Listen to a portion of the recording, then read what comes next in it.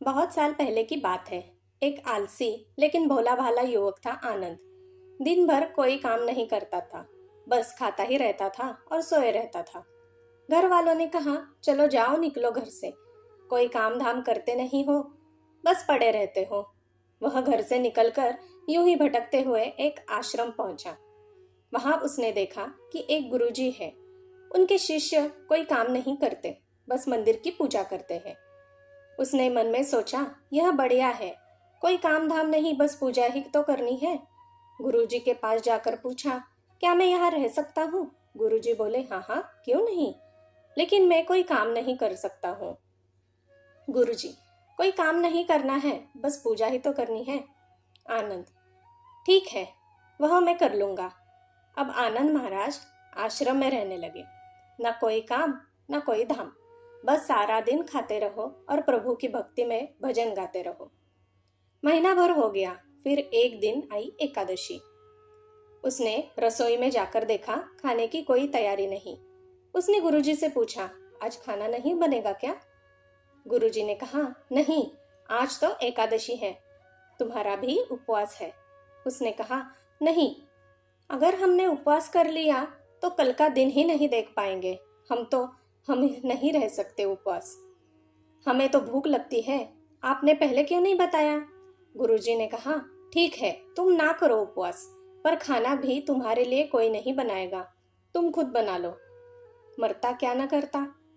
गया रसोई में। गुरुजी फिर आए, देखो, अगर तुम खाना बना लो तो राम जी को भोग जरूर लगा लेना और नदी के उस पार जाकर बना लो रसोई।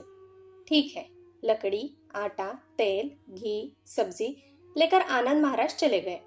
जैसा तैसा खाना भी बनाया। खाने लगा तो याद आया, गुरुजी ने कहा था कि राम जी को भोग लगाना है। लगा भजन गाने, आओ मेरे राम जी, भोग लगाओ जी। प्रभु श्री राम आइए, मेरे भोजन का भोग लगाइए। कोई ना आया तो बेचैन हो गया कि यहाँ तो भूख लग रही है और राम जी आ भी नहीं रहे। भोला मानस जानता नहीं था कि प्रभु साक्षात तो आएंगे नहीं, पर गुरुजी की बात मानना जरूरी है।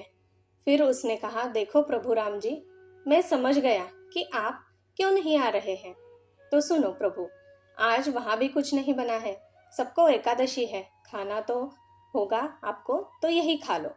श्री राम अपने भक्त की सरलता पर बड़े मुस्कुराए और माता सीता के साथ प्रकट हो गए। भक्त असमंजस में, गुरुजी ने तो कहा था कि राम जी आएंगे, पर यहाँ तो माता सीता भी आई है और मैंने तो भोजन बस 2 लोगों का ही बनाया है। चलो कोई बात नहीं, आज इन्हें ही खिला देता हूँ। बोला, प्रभु, मैं भूखा रह गया, लेकिन मुझे आप दोनों को देखकर बड़ा अच्छा लग रहा है। लेकिन अगली एकादशी पर ऐसा न करना, पहले बता देना कि कितने जन आ रहे हो, और हाँ, थोड़ा जल्दी आ जाना। राम जी उसकी बात पर बड़े मुदित हुए, प्रसाद ग्रहण करके चले गए। अगली एकादशी तक यह भोला मानस सब भूल गया। उसे लगा, प्रभु ऐसे ही आते होंगे और प्रसाद ग्रहण करते होंगे। फिर एकादशी आई। गुरुजी ने कहा, मैं चला अपना खाना बनाने पर। गुरुजी, थोड़ा ज्यादा अनाज लगेगा, वहां 2 लोग आते हैं। गुरुजी मुस्कुराए, भूख के मारे बावला है। ठीक है, ले जा और अनाज ले जा। अब की बार उसने 3 लोगों का खाना बनाया। फिर गुहार लगाई, प्रभु राम आइए, सीताराम आइए, मेरे भोजन का भोग लगाइए।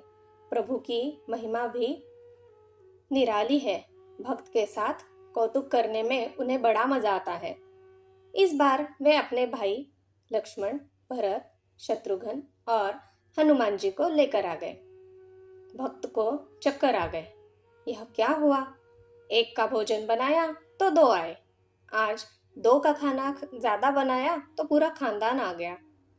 लगता है आज भी भूखा ही रहना पड़ेगा। सबको भोजन लगाया और बैठे बैठे देखता रहा। अनजाने ही सही उसकी भी एकादशी हो गई। फिर अगली एकादशी आने से पहले गुरुजी से कहा, गुरुजी, ये आपके प्रभु राम जी अकेले क्यों नहीं आते? हर बार कितने सारे लोग ले आते हैं, इस बार अनाज ज्यादा देना। गुरुजी को लगा, कहीं यह अनाज बेचता तो नहीं है। देखना पड़ेगा जाके। भंडार में कहाँ से इतना अनाज चाहिए, दे दो, और चुपकर से देखने चल पड़े। इस बार आनंद ने सोचा, खाना पहले नहीं बनाऊंगा, पता नहीं कितने लोग आ जाएं। पहले बुला लेता हूँ, फिर बनाता हूँ। फिर टेर लगाई, प्रभु राम आइए, श्री राम आइए, मेरे भोजन का भोग लगाइए। सारा राम दरबार मौजूद। इस बार तो हनुमान जी भी साथ आए, लेकिन यह क्या प्रसाद तो देखकर तैयार ही नहीं। भक्त ठहरा भोला भाला, बोला, प्रभु इस बार मैंने खाना नहीं बनाया। प्रभु ने पूछा, क्यों? बोला, मुझे मिलेगा तो नहीं, फिर क्या फायदा बनाने का, आप ही बना लो और खुद ही खा लो। राम जी मुस्कुराए, सीता माता भी गदगद हो गई उसके मासूम जवाब से। लक्ष्मण जी बोले, क्या करे प्रभु? प्रभु बोले, भक्त की इच्छा है, पूरी तो करनी पड़ेगी, चलो लग जाओ काम से। लक्ष्मण जी ने लकड़ी उठाई, माता सीता आटा सानने लगी। भक्त एक तरफ बैठकर देखता रहा। माता सीता रसोई बना रही थी तो कई ऋषि मुनि, यक्ष, गंधर्व प्रसाद लेने आने लगे। इधर गुरुजी ने देखा खाना तो बना नहीं, भक्त एक कोने में बैठा है। पूछा, बेटा क्या बात है, खाना क्यों नहीं बनाया? बोला, अच्छा किया गुरुजी, आप आ गए, देखिए कितने लोग आते हैं प्रभु के साथ। गुरुजी बोले, मुझे तो कोई नहीं दिखाई दे रहा, तुम्हारे और अनाज के सिवा। भक्त ने माथा पकड़ लिया, एक तो इतनी मेहनत करवाते हैं, प्रभु भूखा भी रखते हैं, और ऊपर से गुरुजी को दिख भी नहीं रहे, और बड़ी मुसीबत है। प्रभु से कहा, आप गुरुजी को क्यों नहीं दिख रहे हैं? प्रभु बोले, मैं उन्हें नहीं दिख सकता। बोला, क्यों? वे तो बड़े पंडित हैं, ज्ञानी हैं, विद्वान हैं, उन्हें तो बहुत कुछ आता है, उनको क्यों नहीं दिखते आप? प्रभु बोले, माना कि उनको सब आता है, पर वे सरल नहीं है तुम्हारी तरह, इसलिए उनको नहीं दिख सकता। आनंद ने गुरुजी से कहा, गुरुजी प्रभु कह रहे हैं आप सरल नहीं हैं, इसलिए आपको नहीं दिखेंगे। गुरुजी रोने लगे, वाकई मैंने सब कुछ पाया, पर सरलता नहीं पा सका तुम्हारी तरह, और प्रभु तो मन की सरलता से ही मिलते हैं। प्रभु प्रकट हो गए और गुरुजी को भी दर्शन दिए। इस तरह एक भक्त के कहने पर प्रभु ने रसोई भी बनाई। यह भक्ति कथा लोक श्रुति पर आधारित है। जय श्री राम। धन्यवाद। दोस्तों, मेरी सुनाई कहानियाँ अगर आपको अच्छी लगती हो तो मैं आपसे अनुरोध करती हूँ कि कृपया मेरे इस चैनल को एक लाइक, शेयर, सब्सक्राइब कीजिएगा।